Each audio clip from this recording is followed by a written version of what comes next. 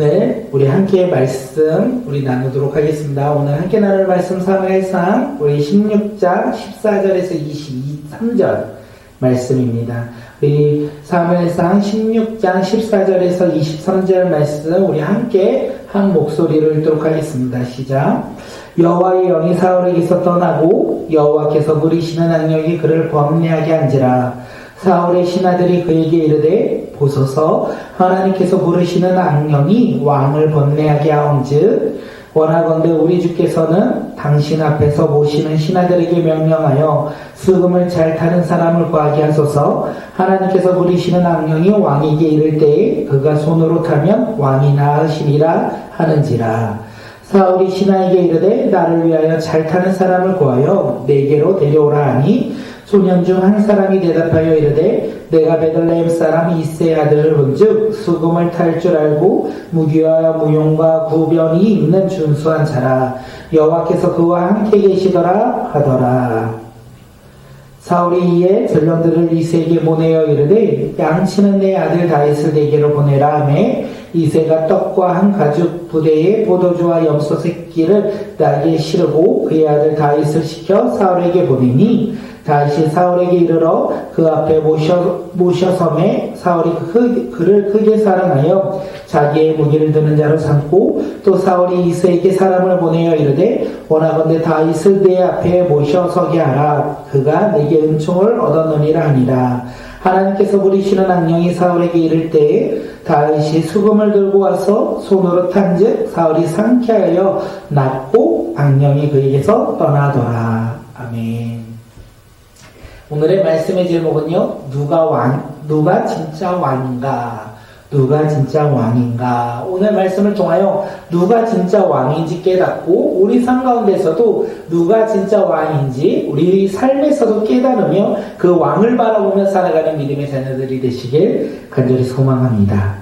하나님이 사울을요 이스라엘 왕으로 이렇게 부르시고 세우실 때요 하나님의 영이 사울에게 크게 임하였다 성경은 이야기하고 있어요. 하나님의 영이 사울에게 크게 임하였다. 그 이후에 사울이 예언도 하고요 그리고 왕이 되어 전쟁 가운데 나아가 승리했다라는 것을 우리에게 이야기합니다. 사울이 왕이 될 때 하나님의 영이 크게 그에게 임하였다라고 성경이 이야기합니다. 그리고 시간이 지나고요 하나님이 사무엘을 통하여 다윗을 택하여 기름을 부어 왕으로 택하셨어요. 택한 후에 다시 여호와의 영에게 크게 감동되었더라. 이렇게 오늘 본문은 우리에게 이야기를 해요. 뭐라고요? 다시 여호와의 영에게 크게 감동되었더라. 이 말씀을 통하여 우리가 알 수 있는 것은 진짜 이스라엘 왕은 누구인가? 사울입니까? 다윗입니까? 이스라엘의 진짜 왕은요 하나님의 영이 임한 사람이라는 것을 우리가 알 수 있어요. 그렇게 사울일 수도 있고 다윗일 수도 있고 사울이 아닐 수도 있고 다윗이 아닐 수도 있다라는 거예요. 이스라엘의 진짜 왕은 누구냐? 하나님의 영이 임한 사람인데 그에 앞서 이스라엘의 진짜 왕은 하나님이라는 것을 오늘 본문은 우리에게 이야기합니다. 그리고 하나님께서 사람을 택하세요. 사울을 택하고 다윗을 택하였더라. 하나님이 사울을 택할 때요 어떻게 해요? 하나님의 영이 사울에게 크게 임하였더라. 그리고 사울이 이스라엘 왕이 되어 다스렸다는 거예요. 그리고 다윗이 하나님의 택함을 받으며 어떻게 해요? 여호와의 영에게 크게 감동되었더라. 그리고 다윗은 시간이 지난 후에 왕이 되었다라고 이야기를 하고 있습니다. 이스라엘의 왕은요 하나님이시고 이 하나님께서 기름 부어 하나님의 영이 임한 자가 이스라엘 왕으로서 나라를 다스릴 수 있도록 하나님께서 그를 택하셨다는 것을 이야기합니다. 이제 사울이 하나님을 택한 바다 하나님의 영이 그에게 크게 임하였어. 그런데 놀라운 것은 그렇게 하나님의 영이 임하였지만 사울은 어디를 바라보았다고요? 하나님을 바라보지 않았어요. 하나님의 말씀에 순종하지 않았어요. 그는 자신을 바라보았고 주변 사람들을 바라봄으로 말미암아 하나님께 불순종했다라고 성경은 이야기하지 않습니까? 그러므로 하나님이 사울을 택한 것을 탄식하며 그를 버렸다. 성경은 그렇게 우리에게 계속 이야기합니다. 그리고 오늘 본문이 시작되는 거예요. 우리 14절 한번 읽어보도록 하겠습니다. 14절이요. 여호와의 영이 사울에게서 떠나고 여호와께서 부리시는 악령이 그를 번뇌하게 한지라. 여호와의 영이 사울에게서 떠났다라고 성경은 이야기하고 있어요. 하나님께서 사울을 왕으로 택하실 때 하나님의 영이 그에게 크게 임하였다라고 얘기했는데, 사울이 하나님의 말씀에 불순종함으로 말미암아 여호와의 영이 떠났다라고 이야기하고 있어요. 그렇게 이제는 사울은 왕의 자리에서 어떻게 해요? 내려올 수밖에 없다라는 거예요. 왜냐하면 여호와의 영, 하나님의 영이 떠났기 때문에 그렇습니다. 하나님의 영이 없고 하나님이 인정하지 않는 사람은 왕이 될 수 없다라는 것을 이야기하고 있어요. 그러면 하나님의 영은 어디로 갑니까? 다윗에게 임하였다는 것을 우리가 알 수 있어요.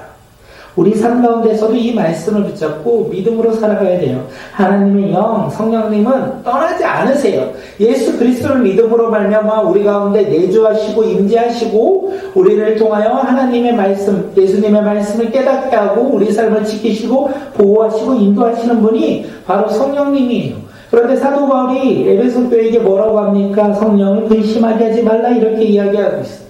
성령을 근심하게 하지 말라, 이 말이 무엇입니까? 세상을 바라보며 하나님의 말씀에 불순종하며 내가 원하는 대로, 내가 기대하는 대로 세상의 기준과 가치관과 세상을 바라보는 그 바램대로 살아갈 때 성령이 근심하며 한탄한다는 것을 우리에게 이야기하고 있는 것이 아닙니까? 그렇게 오늘 우리 삶 가운데 하나님을 바라보지 아니하고 세상을 바라보며 살아갈 때 사울과 동일한 자가 될 수 있다는 거예요. 성령이 떠나는 것이 아니라 성령이 우리 삶 가운데 내주하시는데 기쁨이 아니라 한탄하시며 근심하신다는 것을 우리에게 이야기하고 있어요. 그렇게 우리 삶 가운데 옛사람의 모습은 벗어버리고 예수 그리스도를 믿음으로 말미암아 성령을 근심하지 않게 하나님의 나라를 바라보며 믿음 가운데 순종하며 새 사람을 입은 자로서 오늘을 살아가는 믿음의 자녀들이 되시길 간절히 소망합니다. 그것이 바로 믿는 우리의 삶이 되길 간절히 소망하며 성령 가운데 살아가는, 또한 우리 삶 가운데 주님을 바라보며 살아가는 주의 자녀들의 삶이 되시길 소망합니다. 하나님의 영이 사울에게서 떠나자 악한 영이 사울에게 임하였다 성경은 말하고 있고, 악한 영이 임함으로 말미암아 사울이 번뇌했다라고 이야기를 해요. 그 사울의 모습을 보며 신하들이 사울에게 이렇게 말합니다. 우리 16절 말씀 한번 읽어볼까요? 16절이요. 시작. 원하건대 우리 주께서는 당신 앞에서 모시는 신하들에게 명령하여 수금을 잘 타는 사람을 구하게 하소서. 하나님께서 부리시는 악령이 왕에게 이를 때에 그가 손으로 타면 왕이 나으리라 하는지. 사울의 신하들이요, 이제 악한 영이 사울 왕을 덮을 때 어떻게 해요? 수금을 타면 될 것 같다 이렇게 이야기를 해요. 그래서 수금을 잘 타는 사람을 찾아서 그 사울 옆에 두며 사울이 악한 영이 덮일 때 수금을 탐으로 말미암아 악한 영이 떠나갈 것이다 이렇게 이야기를 하는 거죠. 그랬을 때 사울이 그 이야기를 듣고 그래 그러면 수금을 잘 타는 사람을 찾고 나에게 데려오라 이야기를 해요. 근데 우리가 여기서 이 말씀 가운데 알아야 되는 것은 무엇이냐면 지금 사울에게 필요한 것이 무엇입니까? 악령이 임할 때 그에게 가장 필요한 것이 무엇입니까? 수금을 잘 타는 사람입니까? 그럴 수 있어요. 수금을 잘 타는 사람이 있다면 잠시 그가 회복될 수 있게 수금을 잘 타는 사람도 필요해요. 그런데 진짜 사울에게 필요한 것이 무엇입니까? 수금을 잘 타는 사람 아니라 잠시 회복되는 것이 아니라 영원한 회복을 줄 수 있는 하나님을 찾는 것이었어요. 사울에게 있어서 그는 수금을 잘 타는 사람을 찾는 것이 아니라 하나님 앞에 나아가 다시 한번 회복되어야 되는 것을 이야기하고 있어요. 그런데 그는 하나님 앞에 나아가지 않습니다. 이 말씀을 우리 삶에 적용하면 좋을 것 같아요. 오늘 우리에게 필요한 것이 무엇입니까? 우리 각자에게 한번 질문해도 좋을 것 같아요. 오늘 내 삶 가운데 필요한 거 과연 무엇입니까? 내가 말하는 거, 세상의 잘됨과 세상의 행복과 세상의 기쁨을 우리는 필요로 하며 그것을 바라보며 사시겠습니까? 그것들이 우리에게 행복을 줄 수 있습니다. 세상의 잘됨과 세상의 행복과 세상의 물질과 세상의 명예와 인정이 우리에게 행복을 줄 수 있다라는 거예요. 그런데 그것은 잠시 잠깐의 행복일 뿐이라는 것을 이야기합니다. 그렇게 우리는 잠시 잠깐 행복이 아니라 영원히 변하지 않는 누릴 수 있는, 영원히 우리가 누릴 수 있는 행복 앞에 나아가야 된다는 거예요. 그것이 무엇입니까? 하나님의 나라를 바라보며 복음 가운데 우리가 살아가는 삶 아니겠습니까? 복음을 가지고 우리가 오늘을 살아간다면 오늘 우리에게 있어서 필요한 것이 무엇입니까? 세상이 잘된 거 행복입니까? 아니요. 복음을 품고 살아가는 사람들은 세상을 바라보지 아니하고 하늘의 소망을 바라보며 살아가는 자들이기에 우리에게 필요한 것은 믿음이고 그리고 하늘의 소망인 것이 바로 우리에게 필요한 것이 아니겠습니까? 우리가 그것을 바라보며 살아가는 믿음의 자녀들이 되시길 바라겠습니다. 그것을 기대하며 살아가는 주의 자녀들이 되시길 간절히 소망합니다. 이제 박이 청년이 온다고 해서 유튜브를 좀 같이 보고 있는데 이렇게 간증하는 것이 제 마음에 이렇게 그렇지라는 생각이 들었어요. 간증 중에 이런 이야기가 있어요. 자신이 다치기 전에는 모태신앙이었다고 합니다. 모태신앙이라서 교회도 다녔고 복음도 들었고 복음도 알았어요. 그런데 복음을 듣고 복음을 알았지만 그는 이 세상에 사는 것을 기뻐하며 살았다라고 이야기합니다. 그러던 가운데 다쳤죠. 그리고 고난이 그에게 임하였죠. 그런데 놀라운 사실은 지금 다친 이후에 그의 삶이 복음을 듣고 한 것이 아니라 복음을 믿게 되었다라고 이야기를 하고 있어요. 복음을 믿음으로 말미암아 그의 삶 가운데 하늘의 소망을 품고 살아가는 존재로 변화되었다. 그러면서 이야기를 합니다. 회복도 중요하다. 회복된 그의 삶을 기대하며 살아간다라고 하지만 이전의 삶도 좋았지만 지금의 삶이 자신에게 더 값어치가 있다. 왜냐하면 하늘에 소망을 품고 살아가는 구원, 영원히 살아가는 그 소망을 품었기에 지금의 삶이 자기에게 있어서 더 가치 있고 귀한 시간이라고 이야기를 하는 것입니다.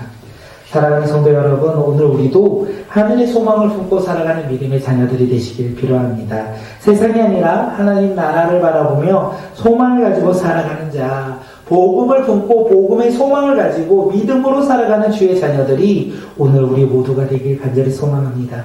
세상의 소망이 아니라 하늘나라의 소망을 가지고 살아가는 자, 잠시 잠깐 주는 휴식이 아니라 영원한 휴식을 소유하며 누리며 살아가는 믿음의 자녀들이 오늘 우리 모두가 되길 간절히 소망합니다. 23절 우리 말씀 한번 읽어볼까요? 23절이요. 하나님께서 부리시는 악령이 사울에게서 이를 때 다시 소금을 들고 와서 손으로 탄즉 사울이 상쾌하여 낫고 악령이 그에게서 떠나더라. 악한 영이요 사울에게 이를 때요 다윗이 소금을 타요. 다윗이 소금을 타며 사울이 어떻게 해요? 상쾌하게 나았다. 사울에게 있어서 회복이 일어났다는 거예요. 비록 영원한 회복은 아닐지라도 그가 회복되었다라고 성경은 이야기합니다. 요즘 시대에는요, 중독에 빠진 시대가 아닐까 생각됩니다. 핸드폰에 빠지고, 게임에 빠지고, 세상에 빠지고, 성공에 빠지고, 물질에 빠지고, 세상의 가치관에 빠지는 중독된 삶을 살아가는 것이 바로 이 시대의 삶이 아닐까 생각되어집니다. 중독에 빠지면요, 하나님을 바라보지 아니하고 스스로에게 내가 원하는 것을 기대하며 어떤 것이든 중독에 빠지면 우리의 영혼은 멍이 들어간다는 거예요. 우리의 영혼은요, 늪에 빠져서 나올 수 없는, 회복될 수 없는 그런 모습으로 살아간다는 거예요. 그것이 이 시대에 예수님을 모르는 많은 사람들의 삶이라는 것을 이야기합니다. 하나님의 영이 임한 사람, 이 시대 가운데 하나님의 영이 임한 사람이 누구입니까? 우리 주일에도 얘기했죠? 각 사람 위에 예수 그리스도 믿음으로 우리가 기도하며 나아가는 각 사람 머리 위에 성령이 임하였다. 예수님을 믿음으로 우리 그 삶 가운데 성령으로 변화된 우리가 왜 필요하겠습니까? 예수님을 믿는 우리가 왜 이 세상 가운데 살아가야 합니까? 세상에 상처 있고 세상에 중독되어 살아가는 영혼들을 바라보며 영원히 멍들고 영원히 아파하는 저들을 바라보며 회복시킬 수 있는 사람이 누구다? 바로 우리라는 거예요. 하나님의 영이 임한 자, 성령이 함께 내주하는 자가 이제는 영혼의 아픔을 감싸 안고 영혼의 어려움을 감싸 안고 그들을 위해 기도하며 그들을 위해 복음을 전할 때요, 그들이 다시 한번 회복된다는 것을 우리에게 말하는 것이 아니겠습니까? 사랑하는 성도 여러분, 우리의 삶의 사명이 무엇입니까? 오늘 우리 삶 가운데 우리가 바라보며 살아가야 할 것이 무엇입니까? 우리가 말을 했죠? 하늘의 나라를 바라보며 복음의 소망을 품고 살아가는 거, 복음을 증거하며 전하며 살아가는 거, 그것이 바로 예수 그리스도를 믿음으로 성령님과 함께 살아가는 우리의 삶 가운데 행해야 할 모습이 아닐까 생각되어집니다. 많은 영혼들이 우리를 기다리고 있어요.